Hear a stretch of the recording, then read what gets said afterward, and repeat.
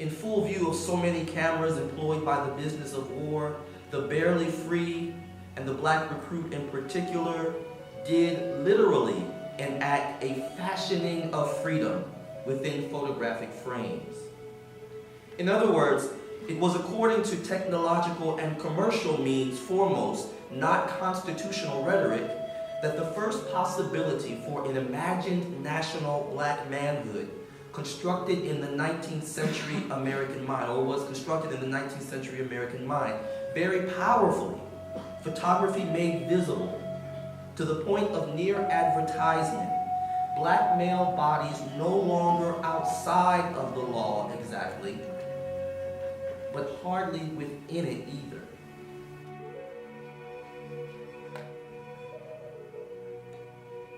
Dr. Wallace has served on the editorial boards for American Literature and Yale Journal of Criticism, and is a contributing editor to James Baldwin Review. He also serves as Associate Director of the Carter G. Woodson Institute for African American and African Studies at UVA.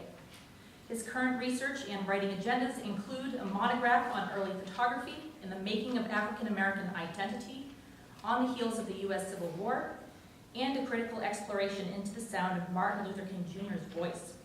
Without further delay, our evening speaker, Dr. Maurice Wallace.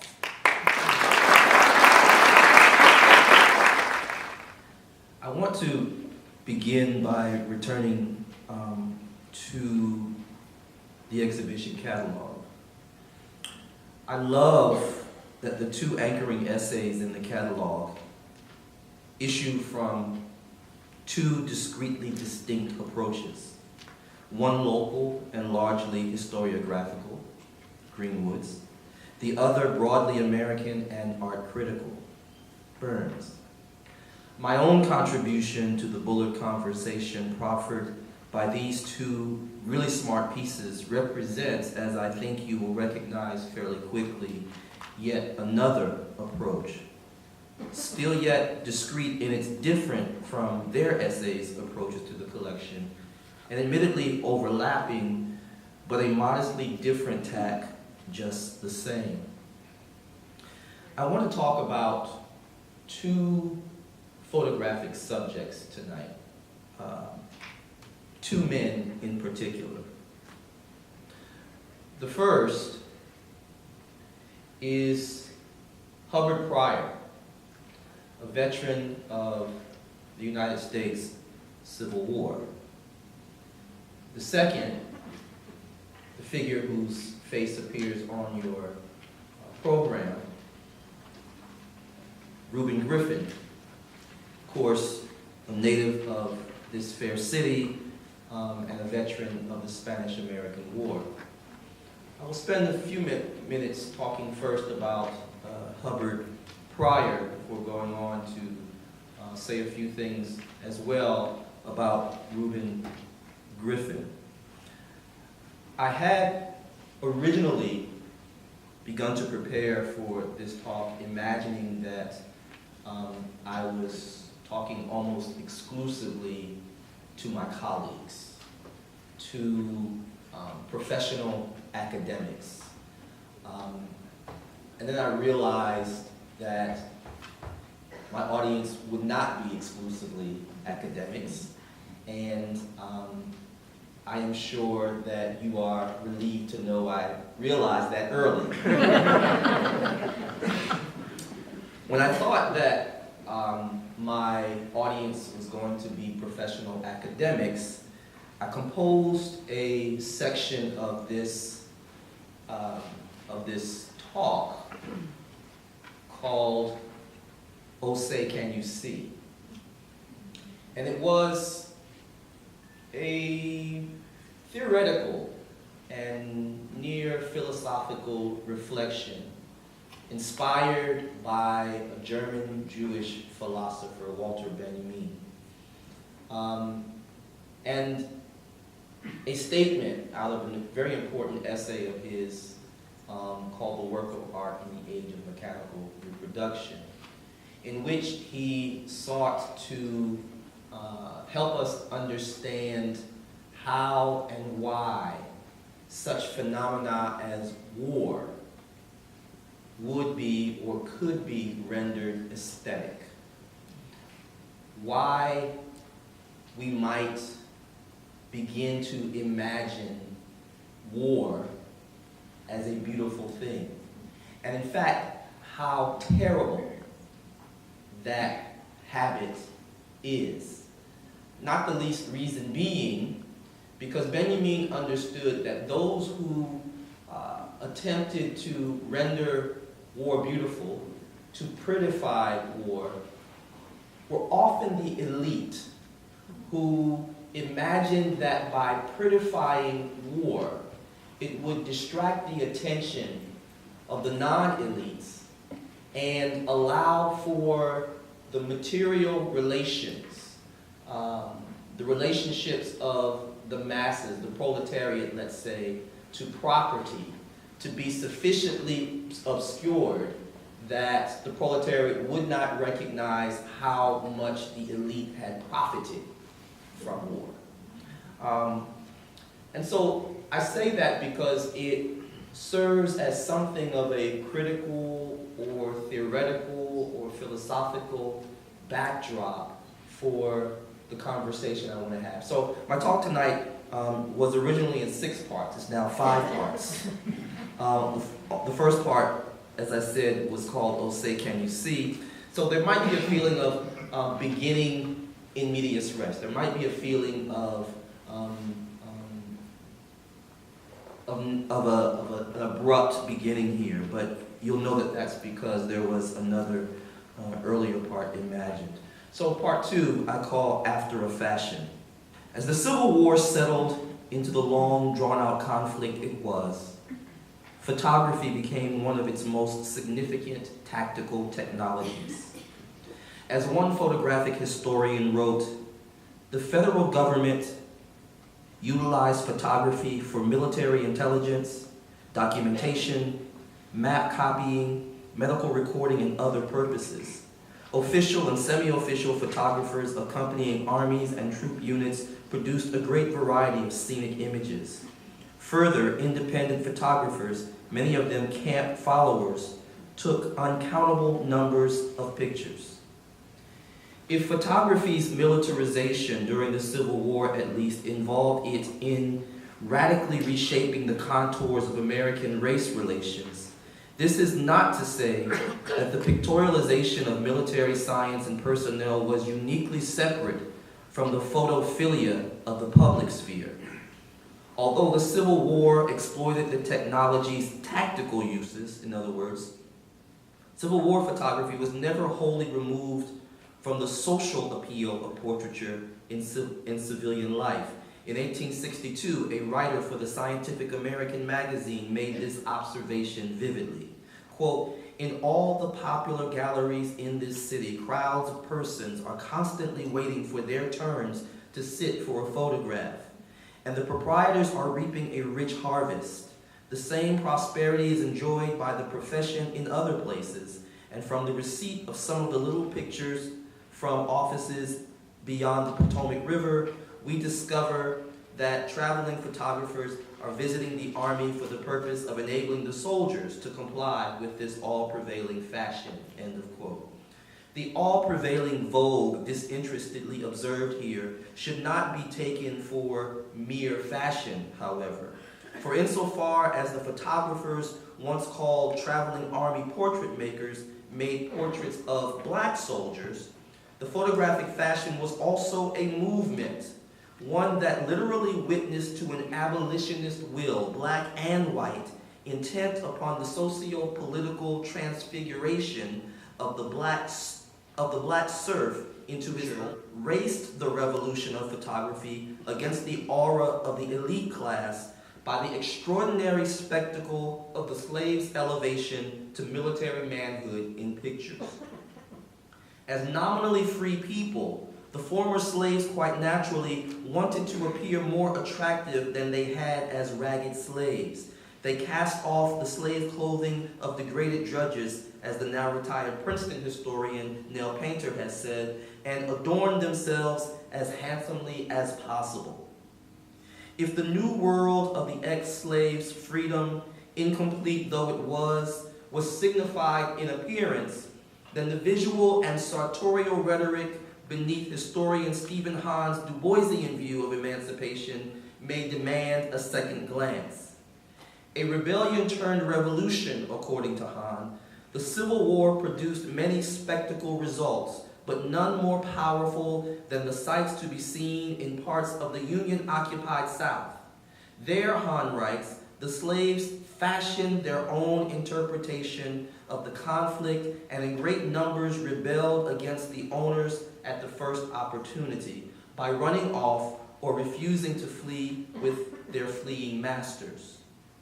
In full view of so many cameras employed by the business of war, the barely free and the black recruit in particular did literally enact a fashioning of freedom within photographic frames. In other words, it was according to technological and commercial means foremost, not constitutional rhetoric, that the first possibility for an imagined national black manhood constructed in the 19th century American mind, or was constructed in the 19th century American mind, very powerfully, photography made visible, to the point of near advertisement, black male bodies no longer outside of the law exactly, but hardly within it either. Part 3, the Civil War, emancipation, and the changing scene.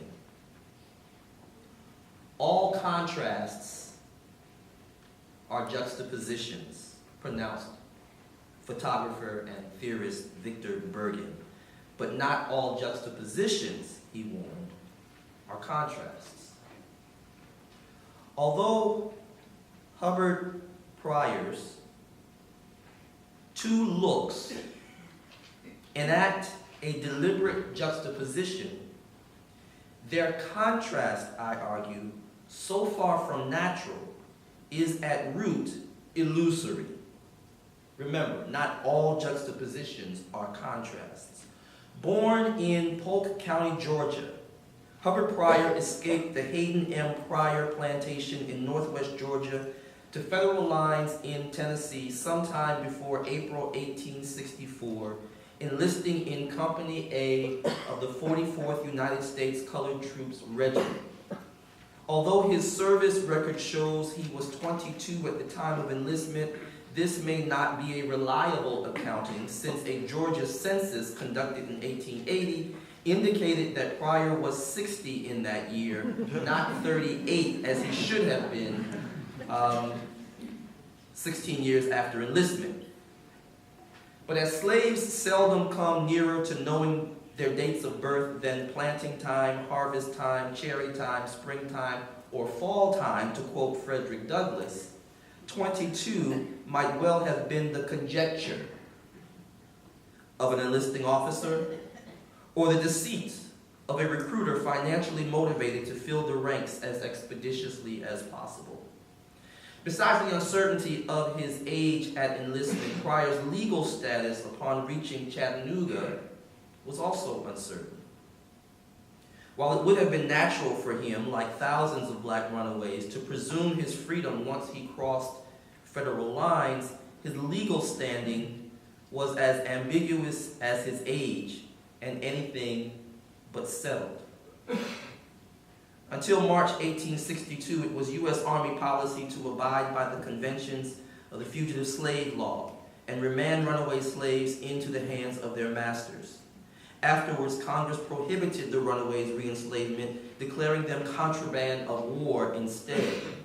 Since Pryor's service records show him to have enlisted well after March 1862, and on the exact date that the Army raised the 44th United States Colored Troops, the 7th of April, 1864, Pryor probably spent several days, if not weeks, in Chattanooga's contraband camps, awaiting the 44th's authorization, the War Department having issued on the 25th of February its General Order Number 75, declaring, quote, all able-bodied male colored persons between ages 20 and 45, residents of the United States, eligible for service, end quote. No longer fugitive behind Union lines, nor yet free in the contraband camp, Pryor existed in categorical suspension, his condition a precise instantiation of the general abeyance of black political identity for the ex-slaves following emancipation.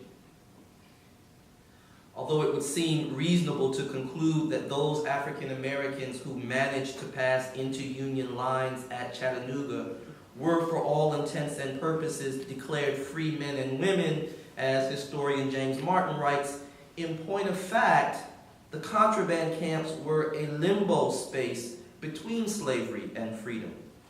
Architectures of political purgatory that masked a plantation day's changing saying behind rations, wages, and freedom speak.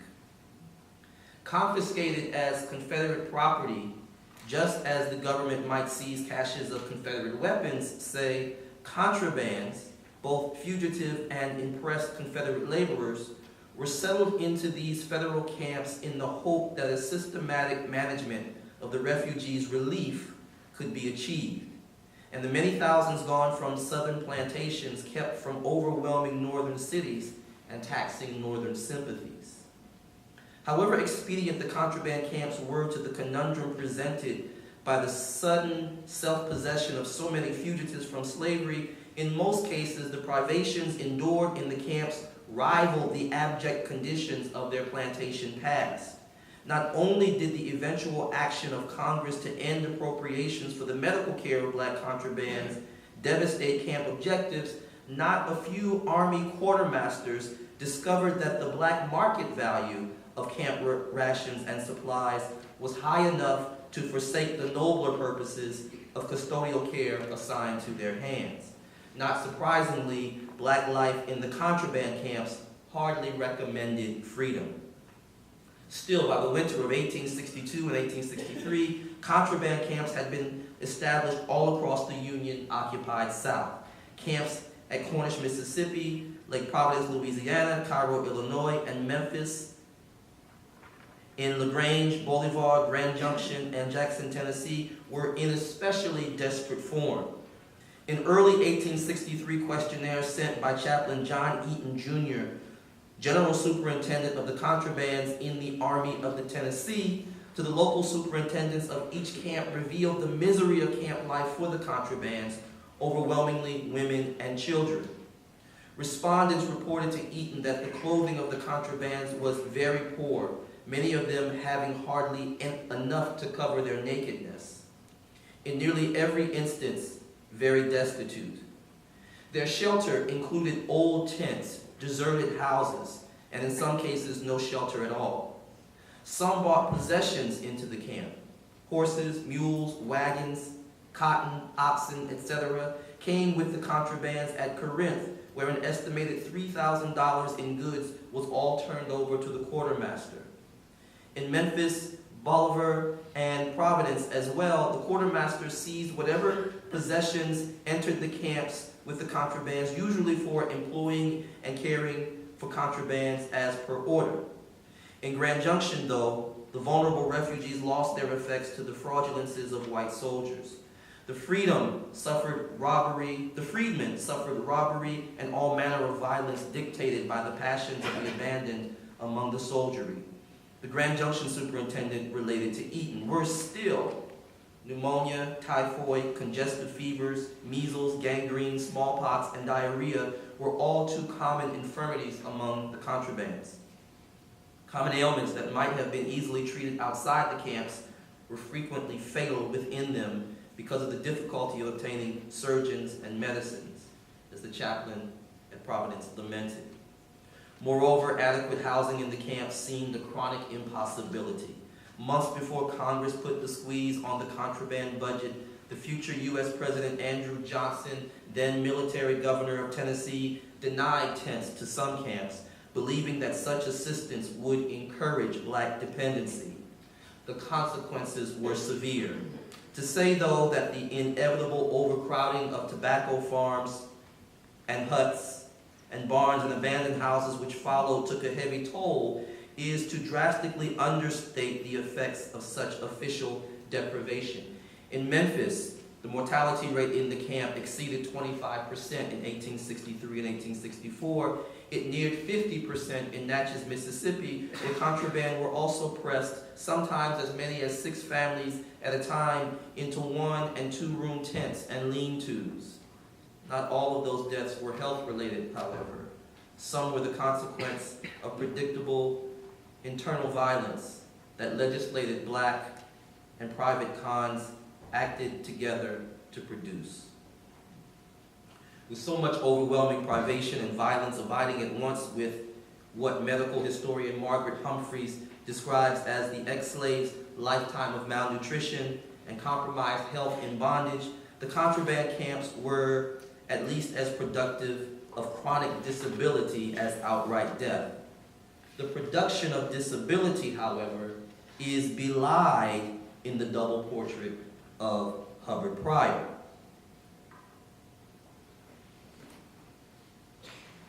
The dramatic compositional difference between the two likenesses of Pryor and the marked elevation of the subject signified by his cardboard pose, brass buckle, and order arms in the second image disclose that picture in particular as displaying what Christopher Luby has called the aesthetic production of military spectacle.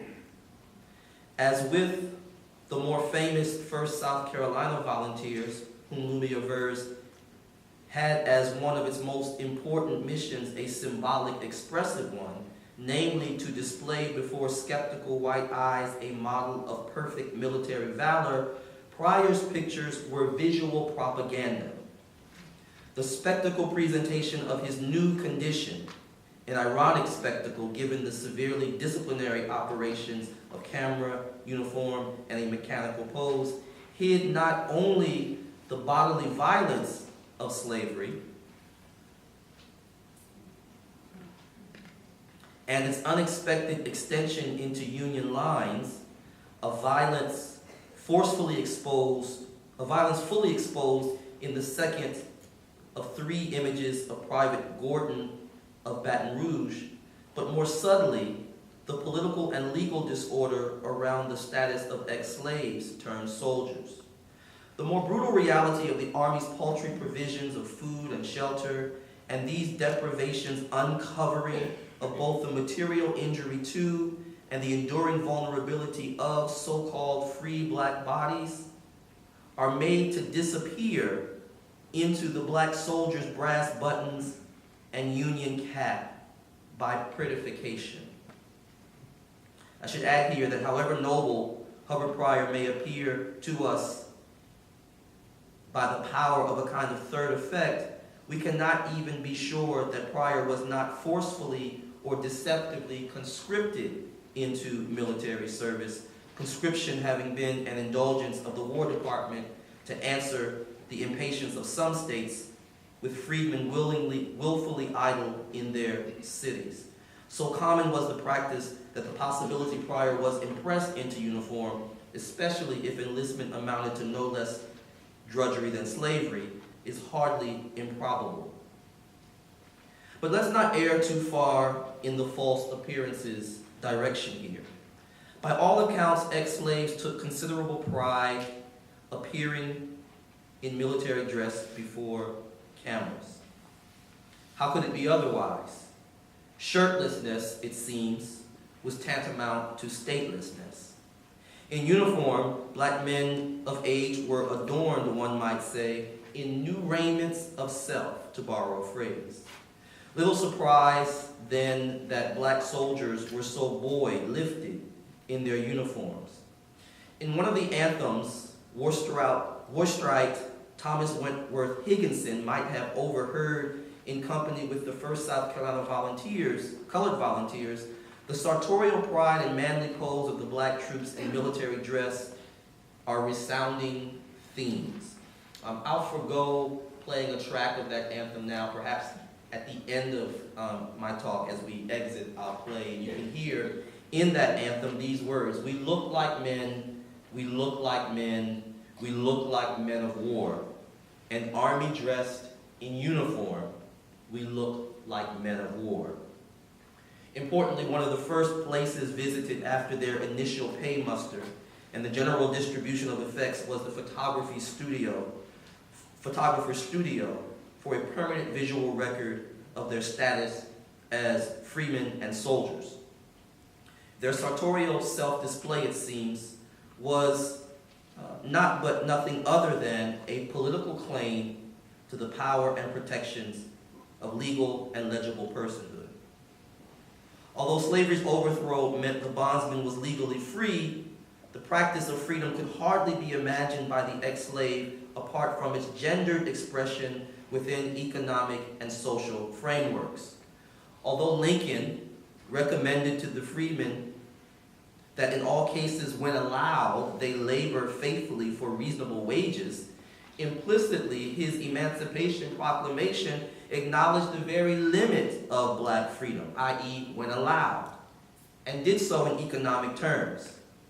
Thus, as one historian has written, freedom was always a matter of degrees. Freedom for African Americans after the Civil War should not be defined simply by the existence of a new law or a free market for black agricultural labor in the South. Instead, freedom should be measured by the extent to which African Americans, like other individuals in the country, were free to seek out and secure employment. End of quote. Echoing Du Bois's Black Reconstruction more than a half century earlier, this historian makes clear the unreconciled tension between words and work, law and labor in the black experience of freedom in America. It is this tension precisely obtaining between the ex-slave's elevation to a citizen in 1868 at once with his dispossession as serf, which troubles the meaning of manhood in African American life and history, since the ends of labor under capitalism, as Marx theorized, are not reducible to the labor's material survival alone. It is not enough to let the serf live his bare life. More than that, his labor is directed towards those social inducements that persuade him of his labor's relative value to the civil society. To become an independent wage earner in the new economy and attain to the manful management of a household of his own, in other words, were a black man's best hope for realizing manhood as a meaningful condition and instinct in freedom. It is not only his fight he must prove, but the demonstration of an economic subjecthood that brings under his proprietarial control the bodies and labor not only of his own self, but those of wage-earning black women as well, and their children. The black soldier's Civil War portrait, then, may disclose more myth than man, his uniform being less a material sign of the political achievement of manhood, performed before an ingratiating camera, as the costume of his official confiscation out of private hands into public serviceability. The whole magical transaction amounting to little more than a cruel game of dress-up. Part 4, stripes but not stars. After the Civil War, the 13th Amendment officially abolished slavery for all people except those convicted of a crime, providing for the slave system's revivification under another name. The door was thus open for the mass criminalization of black men, particularly whose freedom would be disciplined by hook or crook into an old order with a new face. Saidiya Hartman calls this the entanglements of slavery and freedom. Racial slavery, she writes, was transformed rather than annulled as the prison camp became one of slavery's most effective surrogates. In October 1864, just 3 days following the report on the colored troops containing the photo of Hubbard Pryor, the 44th United States Colored Troops, recently removed to Dalton, Georgia, surrendered to General John Bell Hood's Confederate armies. The rebels immediately released the unit's white officers, and though the Confederacy did not recognize blacks as prisoners of war until many months later, Pryor and 350 members of the 44th were confined in a Confederate prison camp, at least as desperate as the contraband camps most started in. Here, Pryor and approximately 124 of his comrades spent the rest of the war working on Confederate railroads in Alabama, Mississippi, and Georgia. When the Confederate armies finally surrendered at war's end, Pryor and his cohort were abandoned near Griffin, Georgia. Pryor's service record reports Pryor having been discovered in a sick, broken down, naked, and starved condition. Hubbard ultimately survived the ordeal but kept his federal service secret. For Pryor ended up only short hours from the Polk County plantation he had escaped 2 years earlier. For fear of his life, in all likelihood, Hubbard did not file for any of the federal restitution to which he was entitled, nor did he make any claim to the Bureau of Refugees, Freedmen, and Abandoned Lands for other benefits owed to him as a veteran. If the original photographs of Pryor were intended to display how a slave was made a man, then the rest of Pryor's story suggests that his end may have been in his beginning, that the congratulating picture of how a slave was made a man might be more truthfully reversed to reflect the irony of the war's material outcome. Because of Frederick Douglass, we have seen how a slave was made a man, but because of Hubbard Pryor and the North Carolina chain gang, we can see how, with more sober eyes, how often a man is made a slave. Part 5, Out of Line. This brings me now, at last, to Reuben Griffin and the double bind of black manhood. Almost 40 years after Pryor, Griffin, many of us know, enlisted in the 6th Massachusetts Volunteer Militia Regiment, Company L, the only colored company of 12 comprising the 6th Massachusetts, so far as we know.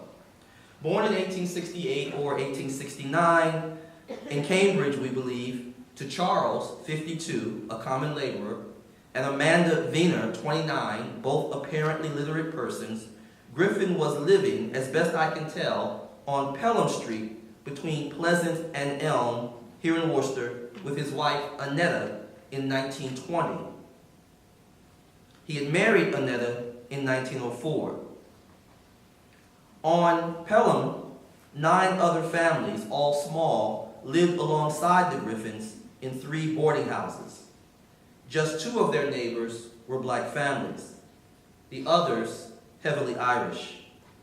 The Griffins may have been members of the Belmont Street AME Zion Church in town, since that is where Reverend Benjamin Swain, who officiated over the Griffin marriage, was serving in 1904.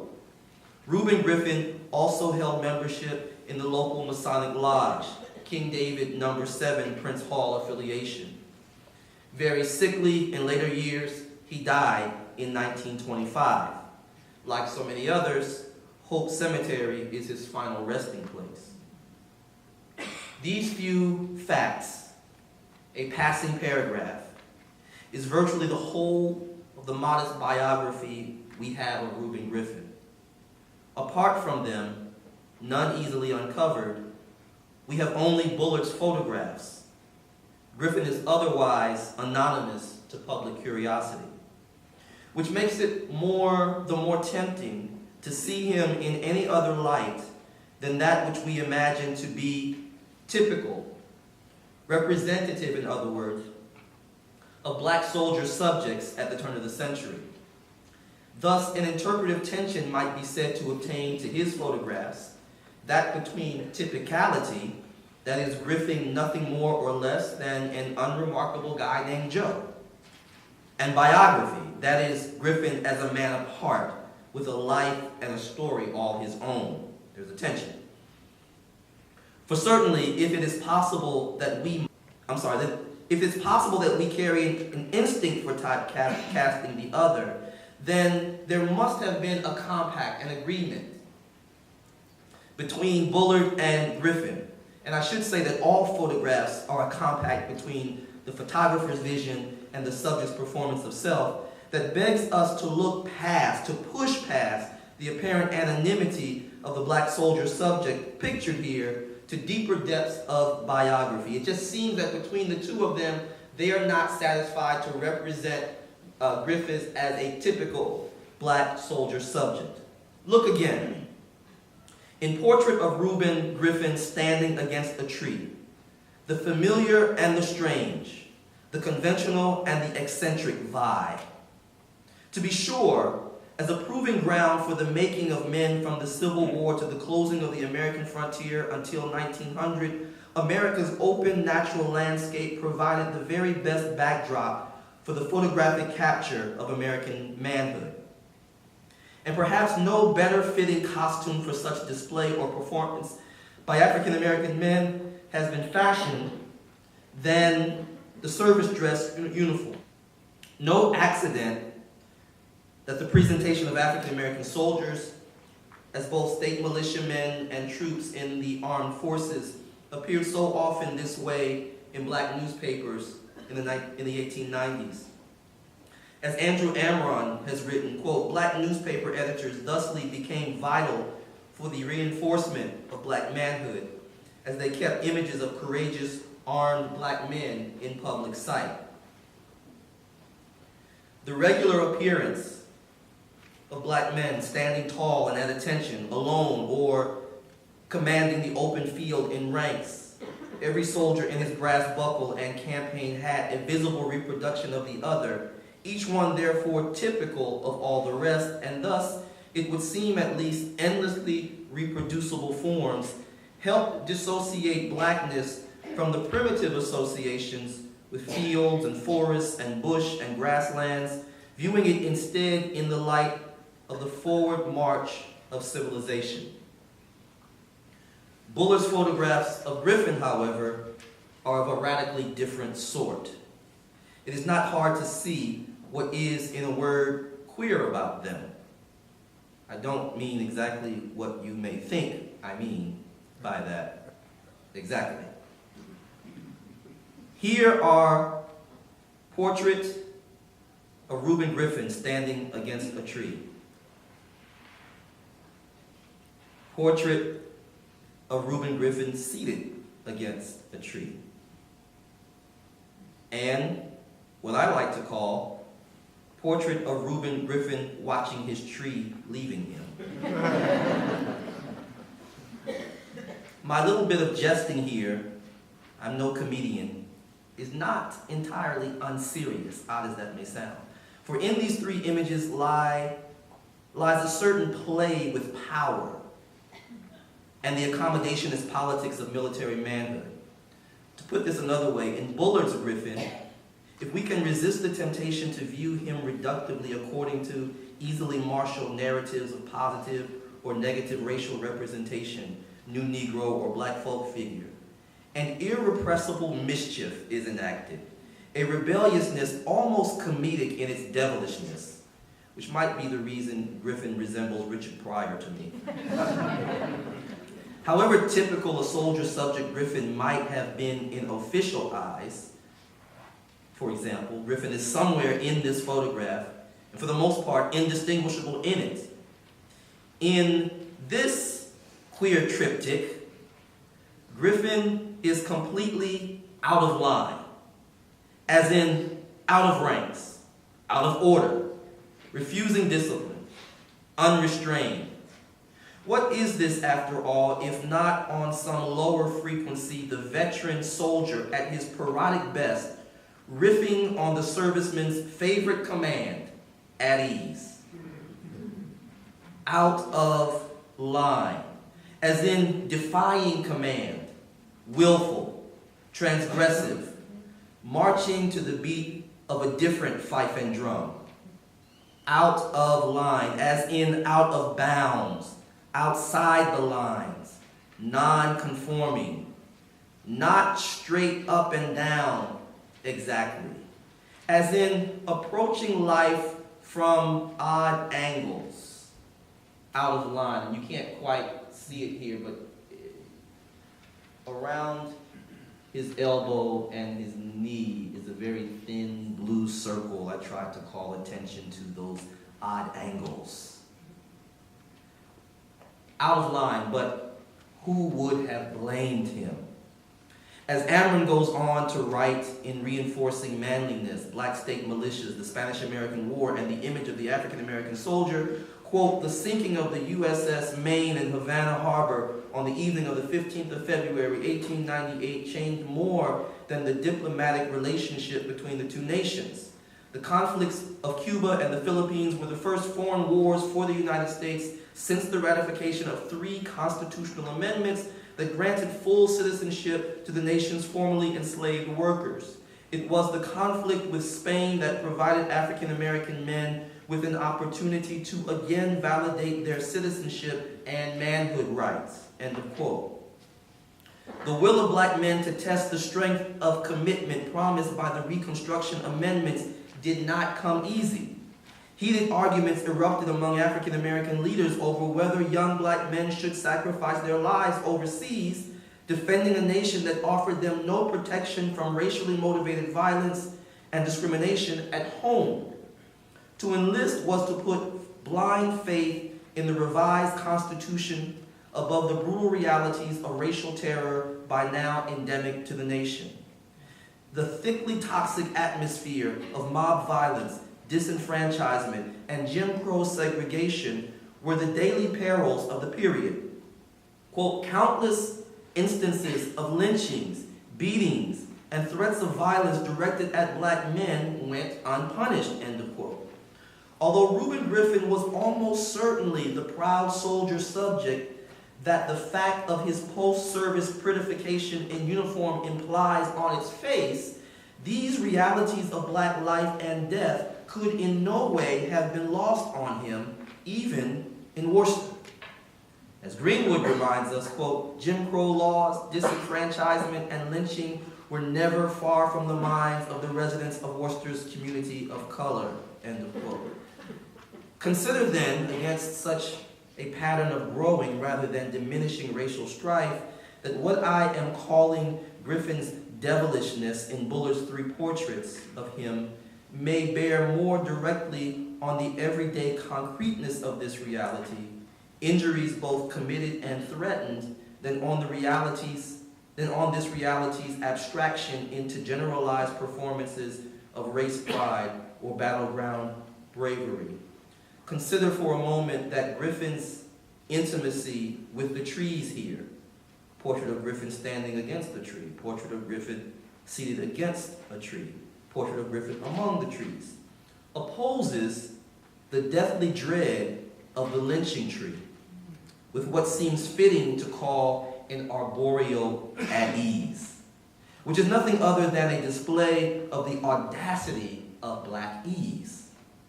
If Griffin's poses enact an affective opposition, then Bullard's photographs of Griffin enacting an effective opposition enact a material one of its own.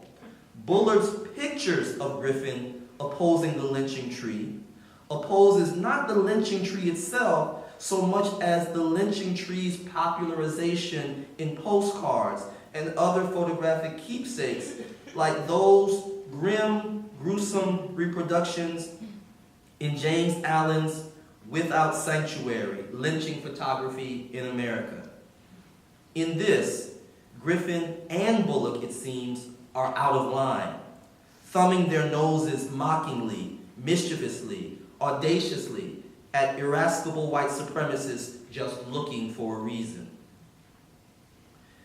My final section is called Cooler Heads. As we know ourselves from the evidence of our contemporary times, as events in my own Charlottesville on August 11 and 12 so starkly proved, white rage is easily provoked. While pictures of black men in uniform could only have elevated black men in black minds, the propagation of these very same images often inflame the hateful passions of whites. According to Itinerant, as the 1890s progressed, the increased visibility of black men in uniform further drove powerful and powerless white men to pursue a course of racial violence aimed broadly at eliminating challenges to their power and privilege, end of quote. This is the double bind of black manhood. The very symbols that may elevate black manhood may inspire the powerful or the pitiful to desire nothing other than to eliminate black manhood. As Colin Kaepernick knows, I'm there. The uniform alone is no guarantee of the nation's loyalty, either to black men or to its own professed values. In fact, Griffin may have more in common with Kaepernick than meets the proverbial eye. Even when their common condition in uniform doesn't rile racists, what is done in that uniform, how one inhabits it with his body, the pose and attitude of that uniform-clad body risks threats severe as death. Perhaps it is not the unpaid respect due to the flag Kaepernick's antagonists worry for, as they claim, but the odd angle at which his body assumes to address it. Out of line. Uniforms, all uniforms, are prescribed, after all, precisely to keep those constrained to be adorned in them in line. What stance is there for the uniforms in nationalist contexts but the stiff, erect, disciplinary attitude of attention? Who leans so easily left anyway, or sits and reclines this cool or cavalier? Who indulges the portrait photographer in half uniform, the coat bearing one's credentials cast casually aside? All these breaches in etiquette were likely to have been enough individually to drive the true, read White, 1890s patriot to indignation, if not violence, aimed aggressively at getting blacks back in line for the century ahead. If the opposing portraits of Private Hubbard Pryor of the 44th United States Colored Troops,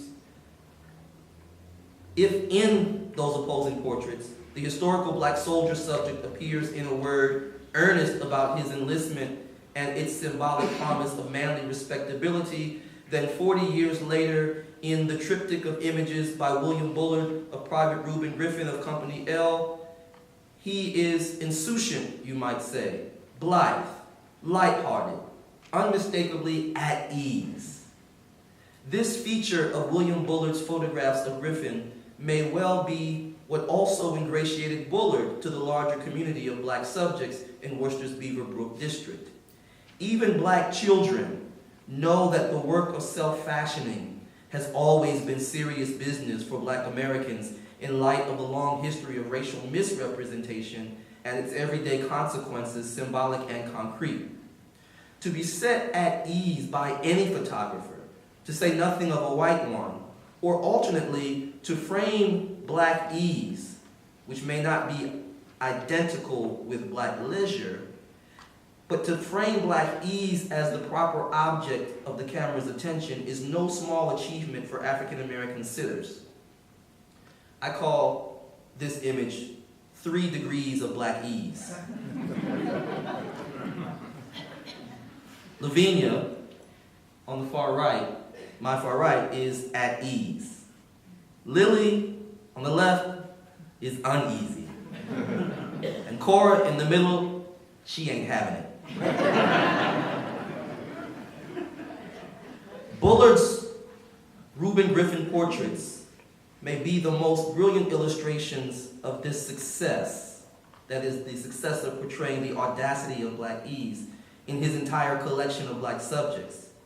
These 3 images, at least, do not just rival but exceed any of the images I have seen in the contemporaneous collections of Hugh Mangum of Durham, one of his images, or Rufus Holsinger of Charlottesville, one of his images. Both white photographers operating roughly between the 1880s and the 1920s. Few white cameras of vintage as early as Bullard's have been so friendly to black male subjects. For all the trials and triumphs as a war veteran, Griffin appears to relish not the portrait formalism of military manhood, but the unceremonious clapback of black masculine dispassion as defiance, his devil-may-care contentment living, or perhaps only dreaming of living, free and easy and out of line. Thank you so much. I appreciate it.